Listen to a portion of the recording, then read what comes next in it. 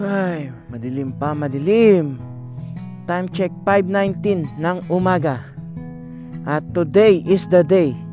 Ang last ride natin dito sa KRV Moto 180 na pinahiram sa atin ni Kimco.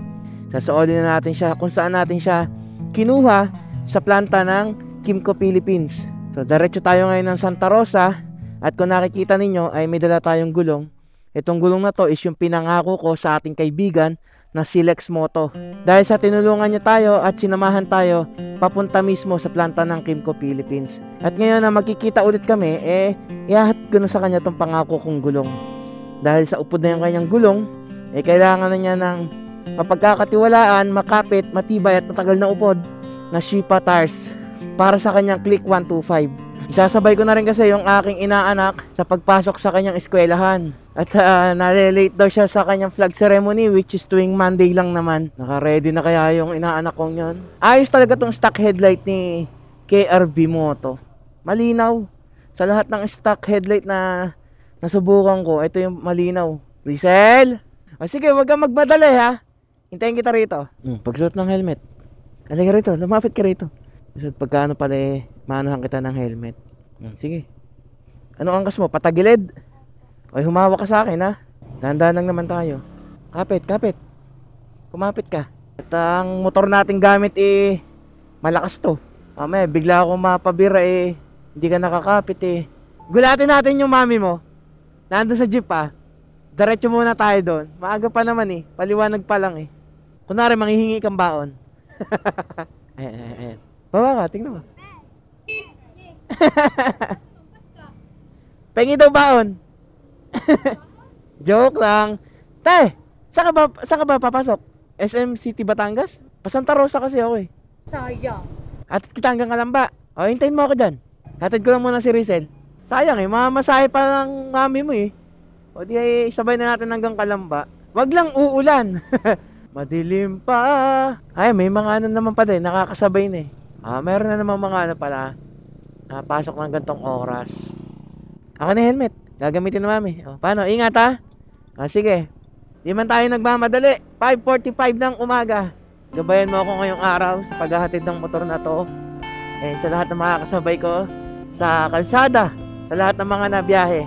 And maraming salamat sa lahat ng blessings na binibigay mo sa amin. Maraming salamat. Amen. Good morning! Umagang umaga na. Saan kayo? Naghintay si Ate Joyce. Mga anong oras ka dapat nandun Kahit anong oras, at hindi ko rin naman alam ang oras ng set pa dyan. Tara. Batangas tayo. Tuwan-tuwa. Dito tayo dadaan sa may San Pablo. Mas mabilis ang daan Lubos-lubosin na natin to. Last day na itong motor Ihatid ko na to. Itong Kimco? Oo. Pa Binyan City to. Binyan Santa Rosa pala. Uwian ka lang din ngayon. Oo. Parang yan, layo. Di ba kasi Batangas City, doon yung port, tama ba? Doon ba yung sa may port ng Batangas na ano? Ay, doon ko hinatid doon sila Boypen, layo din nun Butit nakasabay ka pa namin ni Rizel, nakita ka niya sa jeep. Sabi niya, ando ng mami. Sabi saan? Yung sa jeep. Siya, sige, ating anuhin. Ang alam ko nga, sabi mo sa akin noon, Santa Rosa ka. Akala ko ngayon, Santa Rosa ka pa rin, yung pala, Batangas City na. Yun nga lang yung kaibahan pagka, kung nag-commute ka, laging yung pamasahe ba? Oo. Ang hirap. Pakita ka rito, yan. Pinakikilala ko nga pala, pinsan ko, si Ate Joyce. Yan ang mami ni Rizel, yung inaanak ko. Ngayon nyo lang siguro nakakita sa vlog yan. Matagal na rin yung pangarap na makasama sa ride. Oo. Kahit hindi vlog, yung maka-experience lang ng malayuan. Oo. Oo, sabi ko, ay naku. Mahirap lang bumili ng sarili motor at gawa ni Russell. Baka mamaya, Diyos mio. Kailangan muna, lisensya muna bago motor. Oo. Kasi kung iisipin mo, yung pamasahe mo, magkano? Halimbawa, sambat balikan. Halimbawa, nasa... Tricycle pa sa gabi, nasa 60 plus. Yung tricycle, 60 plus. Kung sa 100 pesos, ilang balikan na sa gasolina yun Kaya nga. Tamang takbo ka lang, tipid na sa gasolina So, di ba dati nagtrabaho ka, Taiwan? Oo. So, di nakikita mo lagi Kimco, Taiwan. Ha? Nakikita mo lagi yung motor na Kimco sa Taiwan. Parang may mga nakikita ko. Tsaka malalaki to. Parang isa sa pinakamagandang motor ito doon. Di ba pagka Taiwan, karamihan dyan mga lagi naka-scooter? Oo. ano. Oo. Ang may kotse man dyan, bihira. Talagang pag nakita mo siya, siguro nga o makikita mo sa drone kung ano, talagang parang katulad yata ng Thailand na puro motor. Ano nga ang trabaho mo nun tayo sa Taiwan? Factory worker sa quality control. Di ba kalimitan ng mga factory doon yung mga sa electronics? Oo. Kaya maganda talaga pagka galing Taiwan. Katulad dito kasi Taiwan. Oo. Tapos yung Shipa, yung nire-represent ko na gulong, is Taiwan din yun, technology. Pero ang manufactured niya sa Vietnam, yung mismong sa manufacturing sa sa mismong Vietnam kasi nandun yung mismong kalimitan mga materialis eh. Kumbaga yung parang producer ng raw material sa Vietnam nang gagaling. Oo. Pero ang pinaka talaga ni Shipa, Taiwan talaga. Pero may company sila sa Taiwan. Oh, nandun yung mismong main office sa Taiwan. Maambon! Wag ka naman tumuloy na ulan. Ayun na naman yung araw eh. O kaya nga, ano lang yan? Blessing lang yan. Blessing lang yan. Blessings lang yan. Ang komportable yung upuan nito. Ang lapad sa likod. Ang sarap po Oo. Sabi nga ni Angel naninibago nga siya. Yung tipong nakakita ng lubak pero parang wala lang daw. Kasi pagka dun sa kay Beastie, konting lubak lang, nagre-reklamo na sa akin yun. Ramdam na ramdam daw eh. Eto kahit anong lubak, parang yumayanig lang eh. Ang ano niya, tsaka yung lapad ng upuan, hindi ba yung tipo parang yung puwit may mga ngawit? Oo. Ito nga, nakapatong ang bag ko eh. Ganda. Oo nga, may bag ka pa nga pala Di nga ako hirap dito eh. Yung tipong tuwing pagkababiyaya ko hindi ako pagod. Oo. Parang gusto ko pa minsan bumiyahe pa ng malayo eh. Kasi maano siya, talagang may pagka ang ng motor yung sa upuan yung komportable. Tsaka atras yung binti mo, hindi parang ngawit na ngawit ka.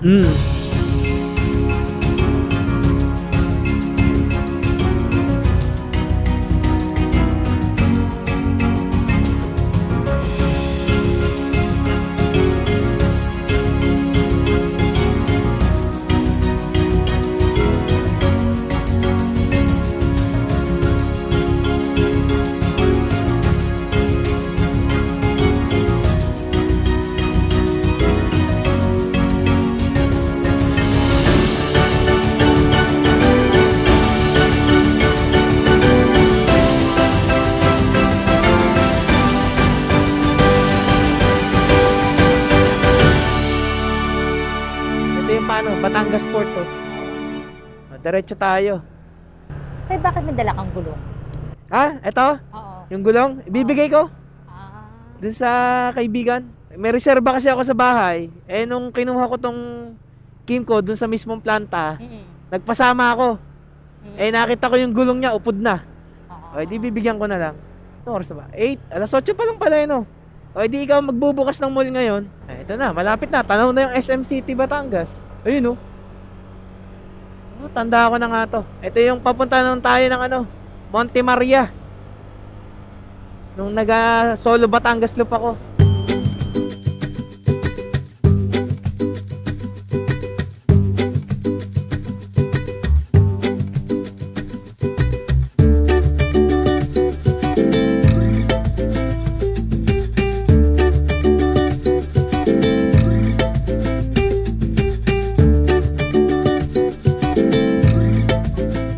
Paano tayo? Bye-bye. Sige. Let's go.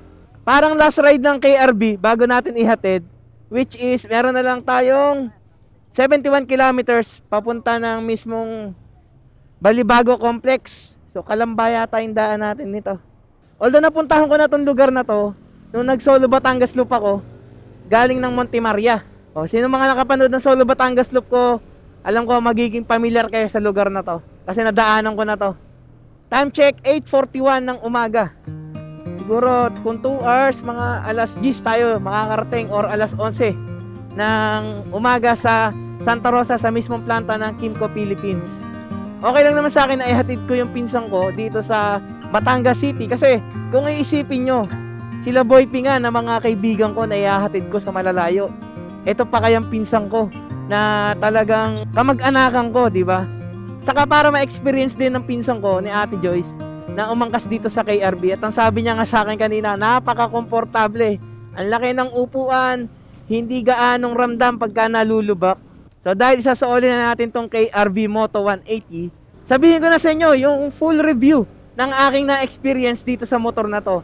Nung kinuha natin siya, nasa almost 750 plus kilometers yung odometer pa lang nito. Pero ngayon, Ang odometer niya ngayon ay nasa 2,167 kilometers. Halos lagpas ng 1,000 kilometers yung ating biniyahe gamit tong motor na to. At ngayon, kung makikita nyo dito sa indicator, may nakalabas na service. Kasi yung service na yan, lumalabas yan anytime na umabot ka ng 1,000 kilometers odometer.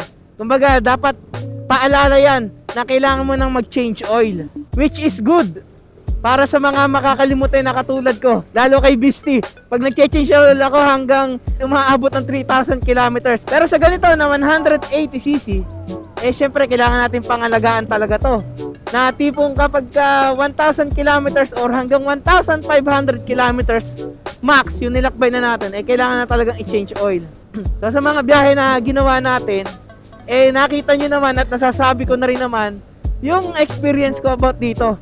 Pagdating sa gas tank niya na nasa harapan, which is 7.2 liters max capacity, napakalaki na para sa akin. Pagdating sa gas consumption niya, na-compute ko na yung mga nilista natin nung nagpapagas tayo, pumapatak na 30 kilometers per liter. Kapag yung ang takbuhan ko yung bakbak, or pagka naman tipong tipid mode, nasa 60 kph to 80 kilometers per hour yung takbuhan ko, is kayang-kaya nating makaabot ng 40 kilometers per liter. Pero dahil nga sa malakas yung kanyang torque or yung kanyang arangkada, mas lagi ako napapapiga ng throttle. Ang sarap ang sarap sa pakiramdam. Di ko lang alam dun sa ibang naka KRV Moto 180 kung lumalagpas ba sila sa top speed na 117 kph. Kung halimbawa naman ang gusto mo kasi mag top speed ka, yung tipong maabot ka ng mga 130 kph, kailangan mo magpalit ng mas mabigat na bola, which is masasacrifice mo naman yung arangkada nitong ating KRV Moto 180. Pagdating naman sa preno niya, which is dual ABS harap at likod, napaka superb. Ang alam ko parang meron pa yata tong cornering ABS, kasi nasubukan ko siya nung time na bumabangking ako sa Pililla. Biglang may sumalubong sa akin na tricycle. So ang tendency is pumreno talaga ako, napapreno ako ng bigla, pero hindi niya ako in-slide or nagtaob. Talagang kinabahan ako nung time na yon. Pagdating naman sa kanya TCS or yung kanyang traction control system, is ramdam ko talaga na gumagana siya, lalo kapag yung basaang kalsada or madulas. Talagang pinipigilan niya na mag-over rev yung gulong mo sa likod.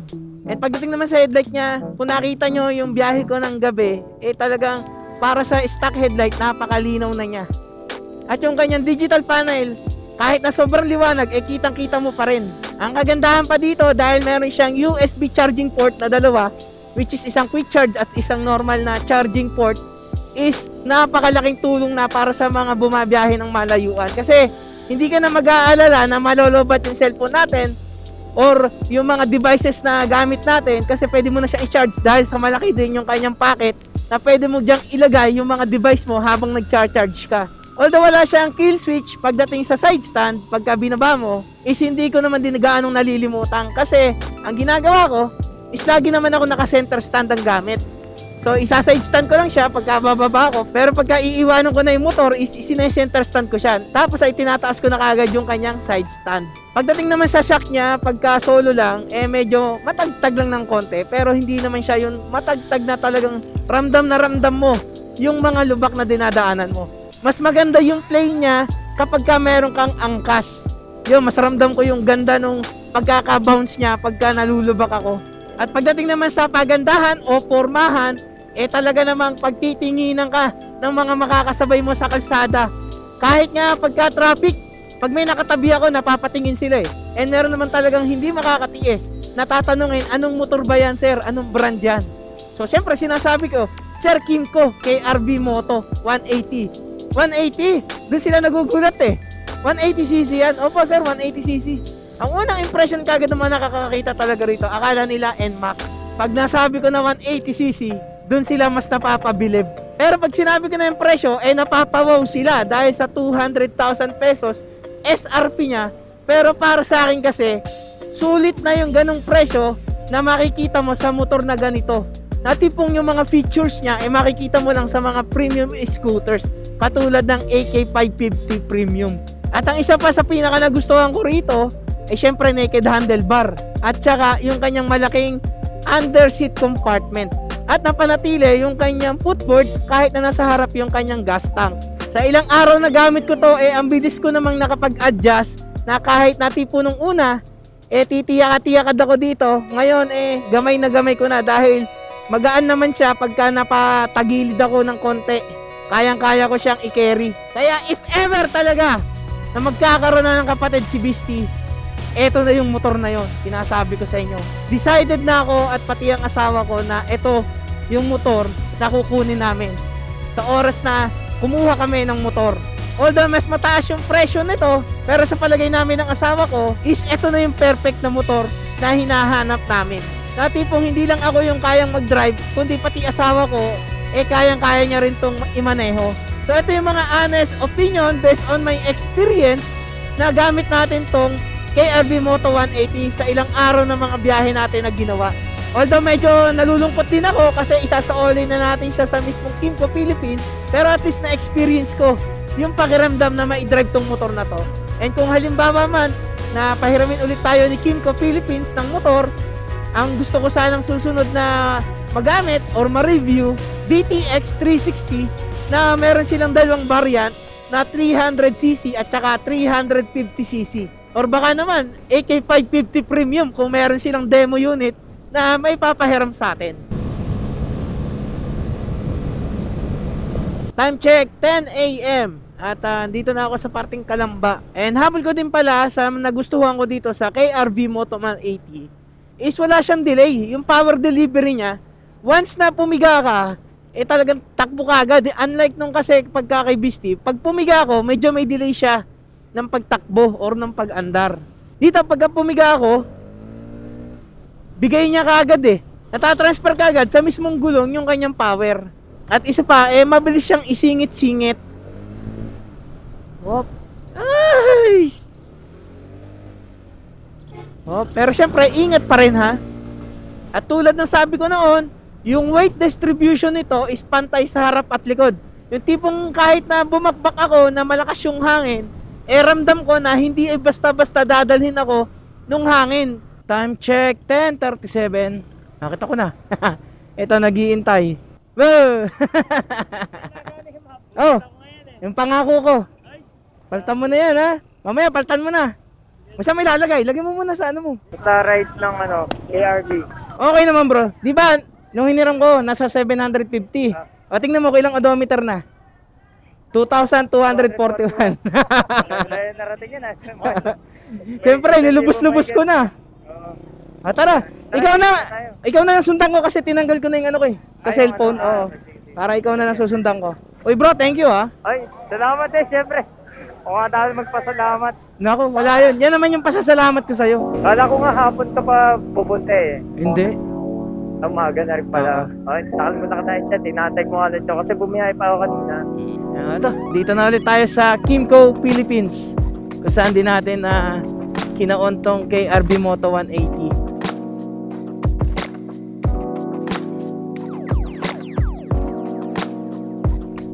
Andito na kaya si Sir Mark Justin. Time check 11:10. Sir, magandang tanghali po. Kay Sir Mark Justin. Okay po. Sasahuli ko na po itong unit. Buti, nakita tayo ngayon, Ma'am Mika. Magaling ka na ba? Ay, oo. Okay ka na? All goods. Ito po yung yung unit ulit. Yes. Okay naman po, Ma'am. Sarap nga bitin pa ako Ay, bitin ba? Ito po yung sa ORCR yata yan. Yung binigay din po sa akin. Okay po. Paano, Ma'am? Okay na po. Opo. Thank you po. Hanggang susunod po ulit. Okay po. So, paano? Dito na to. Iwanan ko na ulit. Sige, Ma'am. Paano? Okay po. Thank you po ulit. Okay po. See you sa mga event. Sige po. Thank you po.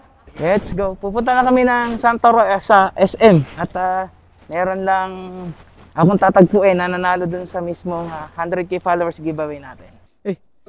Nalimutan ko pala yung susi. Parang ayaw ko ng isa oli Nasaan yung susi? Eto pala. Nalimutan ko mo ibigay kay Ma'am Mika. Ma'am, sir, pasabi na lang Sige po. Ayaw ng isa oli. Pati susi, dadali na pa uwi Sir, thank you. Thank you po. Nangyang. Madadala ko pa yung susi. Layo na. Oto sa inyo. Dadala yung susi. Babalik ka ulit. Napamahal na bigla yung kay RV. Parang ayaw na talaga isoli Late kasi na nung pinakaano niya. Oo, yung remote. Tapos kasi pagka ano, di mo na talaga tatanggalin sa lagayan mo eh. Ay siya, tayo dumaretso na ng SM Santa Rosa. Maraming salamat muna Kimco Philippines, lalo na kay Mamika and syempre kay Sir Mark Justin sa nagpahiram sa akin ng Kimco KRV Moto 180. Alright, let's go!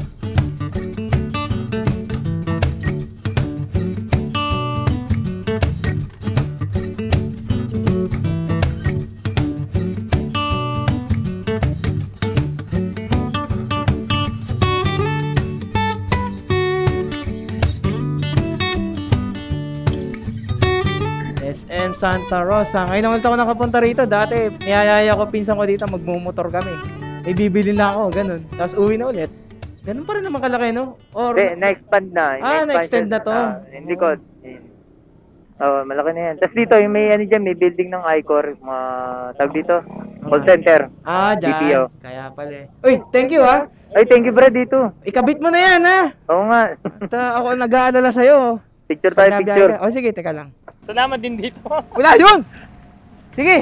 Oy, thank you, Brad. Oo. God bless. Ano muna ako doon? Sige bro. Salamat! Gala-gala muna tayo dito sa SM City Santa Rosa bago tayo umuwi. Tsaka habang hinihintay ko yung ano ko, yung kaibigan ko na kukuha ng kanyang premyo sa giveaway. At commute ulit tayo. Medyo kinakabahan ako pero kaya yan. Kakain ako dito. Nandito na hinihintay ko. Yeah! Bro, ito muna yung sticker. Yan. Tapos, ito na yung premyo mo. Kung magagamit mo na, sakto. Ay, ano ka pala eh. Camera eh. Pwede magpa-shoutout. Oo naman, sige. Malaya TV. Ay, subscribe nyo rin. Malaya TV. O yan. Para sa kaibigan natin, Malaya TV, check nyo yung channel niya. YouTube, tsaka Facebook. Yun. Ay, kumain ka na ba? Kain tayo. O sige, kain tayo. Para may kasama ako. Malungkot pagka mag-isa kumakain. Pero bro, anong ano mo? Sa pangalan, palayaw mo. Matt. Yan. Maraming salamat kay Matt. Meron akong kasamang kumain ngayon. Kukwentuhan lang naman kami dito eh. Tapos na kaming kumain. Ayan. At may sinasabi sa akin si bro na may utang pa pala ako sa kanya. Oo. Anong utang ko? Ito, may SPS oh. Wala tuloy akong pabango ng mga mababango. Dahil utang ko pala, may SPS pa siya. Kasi pagmamadali ko kagabi, nung nakita ko ang kanya napanalunan, Telesin, sinilid ko na, hindi ko na inalam na meron pa pala siyang isa. Eh paano, magkikita ulit pa tayo niyan. Magkikita tayo. Para sa SPS Valenzuela mo. Oo. Pero, pabango ka naman eh. Okay pa naman. Mas maganda kung meron akong pabango ng mababango. Yo! Uuwi na lang ako't lahat. Meron pang pabaon? Oo, tikman mo ang puto binyan. Sige. Maraming salamat. Kailangan makakatikim nito. Thank you bro. Ay siya, tayo ilalarga na rin naman at pauwi na lang din naman ako. Maraming salamat muna sa bagong kaibigan natin na nakipagkwentuhan at napakasarap ng kwentuhan talaga na. Bro, thank you ha. Oy, salamat. Sige. O paano? Pwede ba sige. pabati yung tropa ko kasi yung tropa ko na stroke siya. Kabakbak din natin yun. Oo. Gremon Sanchez. Gremon Sanchez. Oy, shoutout muna kay Gremon Sanchez at maraming salamat sa lagi mong panonood. Huwag ka mag-alala. Pagka okay ka na, mag-ride tayo. No? Magpagaling ka lagi ha. Magpagaling ka na. Ben, hihingi kita ng sticker. Yan. Para tigisa tayo. Ay siya. Ilan ba yung binigay ko sa'yo? Dalawa. Kulang yan. Ito pa ha. Para tig-dalawa na kayo. Oo. Men, sa'yo to men. Hampas loopers. Oo. Ang sticker na mailap. Di mo basta makukuha. Edition daw to. Binabayad nga ito sa sa karinderya. Kung pwede nga lang dito, yan ay ibabayad ko eh. Paano? Kita-kita sa susunod na vlog at pauwi na rin naman ako. Ride safe and stay safe sa inyong lahat. Ano? Aywa! Ayun!